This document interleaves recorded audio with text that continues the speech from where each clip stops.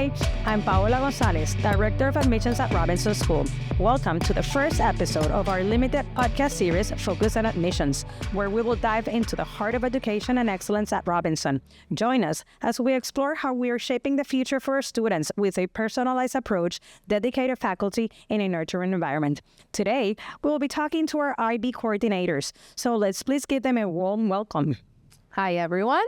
I am Maria Turner. I am the PYP coordinator here at Robinson, and I'm also a 4th grade teacher and a 6th grade teacher. Hi. Hi, I'm Jessica Hartman, and I am a diploma biology teacher, as well as the CAST coordinator and the diploma program co-coordinator. Thank you. Hi, my name is Karen Poisson. I am the MYP coordinator and also the co-coordinator in the diploma program. I am as well a French teacher in MYP and in DP. Thank you. So can you tell us a little about the IB origins, Jessica? Sure, I'd love to. So the IB program really started about 50 years ago by a group of businessmen in Geneva, and it was designed to provide a continuum for their own children as they moved around the world.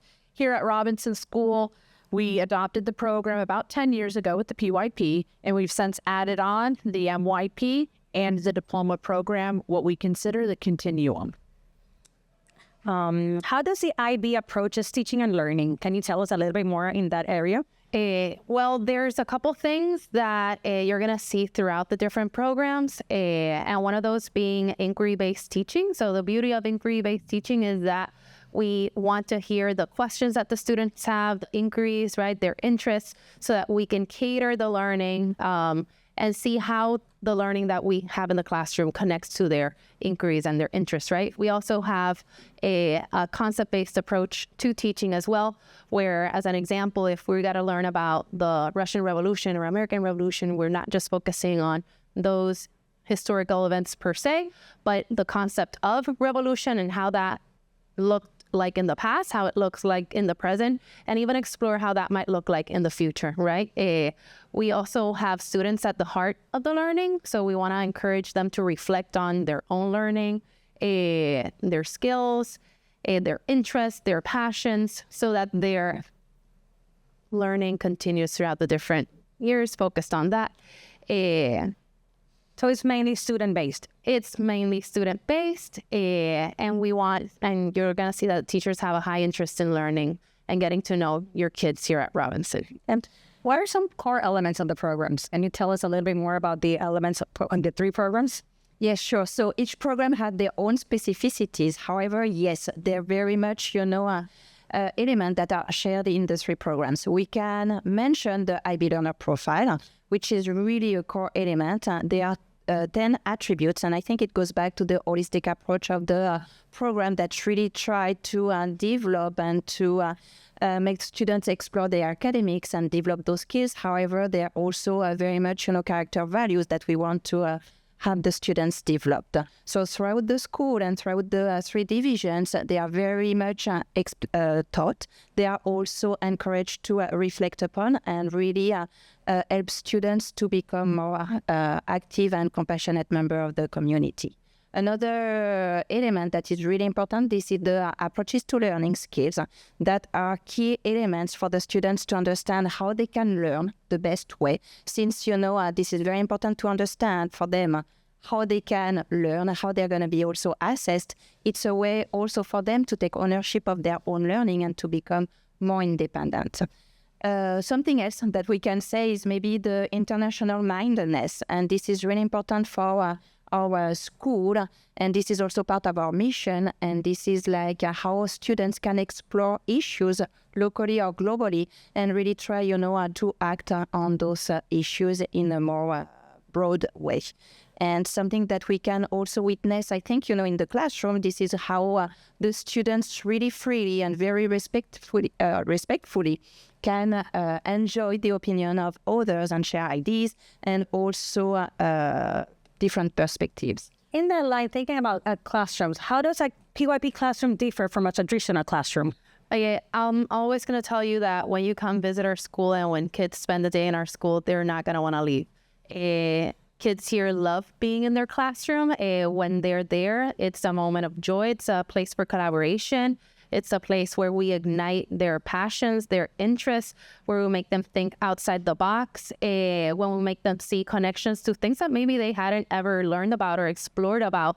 And so they always want to keep coming back to those beautiful memories that they make every day. You're going to see them, like Karim was mentioning, sharing their opinions, their beliefs. Even at a young age, they have so much to share, and they feed off each other to really make it a place where learning can be fun. Learning can be fun, critical. It can be really delve in deep, and you're going to be surprised by the amazing things that the kids mention, no matter the age. It's also important that they understand that it's okay to have their own opinions, and those opinions are respected in the classroom, and it's okay to share them, which is very important. It leads to reflection back as well. So you're going to hear them mention and even give you feedback as to how we can all be better people, how we can take action to help the community.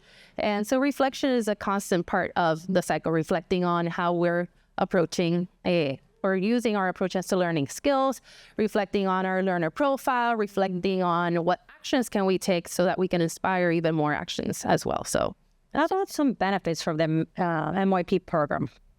For the MYP program, I think, this is going back to the line of the inquiry also, and it's not transdisciplinary at the PYP. However, it's really much about giving the students some opportunity to really transfer their skills and their knowledge across discipline and throughout the 4 years of the program. And this is also through the development of the ATL skill that they can really find ways or new ways to apply those content and the new understanding and knowledge outside of the classroom. The MYP is also very much about, giving students opportunity to demonstrate what they've been able to learn and to understand and to apply that, through different types of assessments. And it's going back to the feedback and providing feedback to the students and for them to also reflect on how they were able to perform, identifying their strengths, maybe also areas of growth that they need to put into place in order to be successful in the different assessments and type of assessments that really trigger the different learner that we do have in our classroom. I'd like to bring a little bit of focus to the PYP exhibition project, which is a project that students complete in 6th grade before transitioning into the MYP. So the MYP project, like Karim was mentioning, is individual, but the PYP exhibition is a stepping stone before that one. So it's a collaborative project where they delve into a topic of their interest or a passion, something that they truly love, research more about it, and then try to think, what can I do to help bring more attention to this topic or take action for the benefit of helping the community or the people impacted by this problem, right?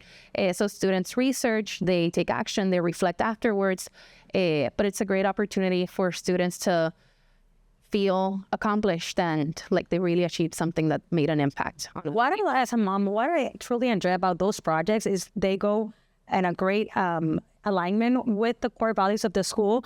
We truly care about community service, and you can definitely see those topics in all those projects. So I'm pretty proud of that. Can you go into a deeper level with the benefits from the DP program? Sure. The DP program is just a wonderful experience for juniors and seniors in high school. It is a college level, university level course that really dives in deep into the content of the area.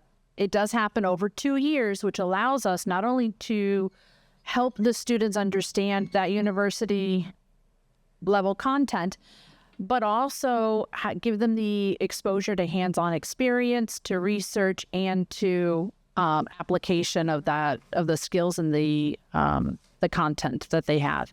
So at the end of the 2 years, they are given an exam to measure their learning. The beauty of these examinations is that they are a global examination.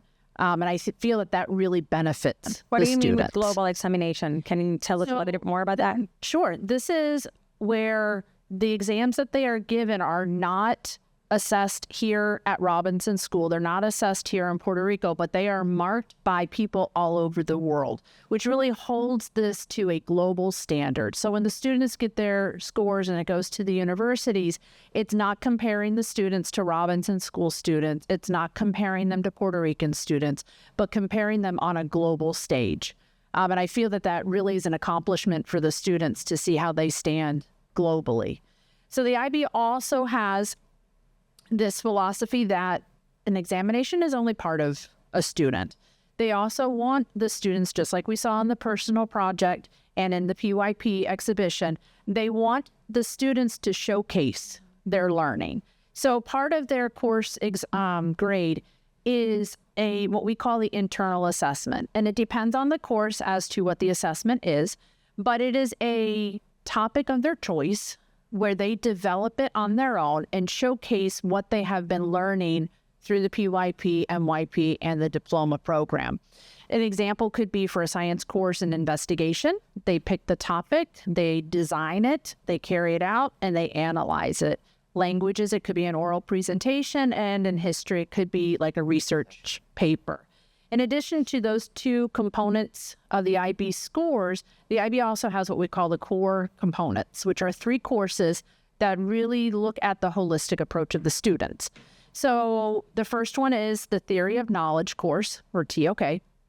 This is a philosophy course, really, that teaches them why do we learn, how do we learn, what are our responsibilities with this knowledge. Then we have a course called CAS, or Creativity, Activity, and Service, which has absolutely nothing to do with academics. It is just about the students growing as an individual in those 3 areas. And then finally, they have the external essay, the extended essay. Thank you very much. The extended essay, which is a research paper of 3,000 words that they pick the topic of what they want to research. They conduct the research on their own and they write a paper. And I think that this is an excellent exposure to the types of papers that they're going to have to write at the university level. And in fact, we've had alumni come back every year and say how prepared they are for the university. After taking those courses? Yes. After taking those courses, not only for the content, but just those life skills necessary to feel that they can handle life in college. They feel that the diploma program and just the IB in general has really set them up for success. Thank you. Thank you so much. Anything you might want to add? Yes, I think I just want to add about the parents and how we can, have parents maybe involved in how the students do in the program. So I think, this is really something that parents should do. This is like coming to the different activities of the school. It's a beautiful way to really, see how we are embracing the IB program. We do have a beautiful activity which is called the IB Night, where students can really showcase their personal projects. So everything that they've been able to develop and to create. And also with the IB Night, we do have the TOK exhibition and also the CAS project. So this is really a beautiful way. Family event then. Family events, yes. Every family events, because that gives them a part to sense and feel what the Robinson culture is like. So the 5K that's coming up, all the different activities, PTSCs, we encourage parents to participate in those. If you see your kids are learning about a topic that maybe you know a lot of knowledge about, feel free to write to the teacher. It'd be great to have parents come in and teach them for a lesson, right? Who better to listen to than from experts within our community? That's great. So if you want to learn more about Robinson, just call us today and book a tour. Yeah. Thank you, girls. Thank you.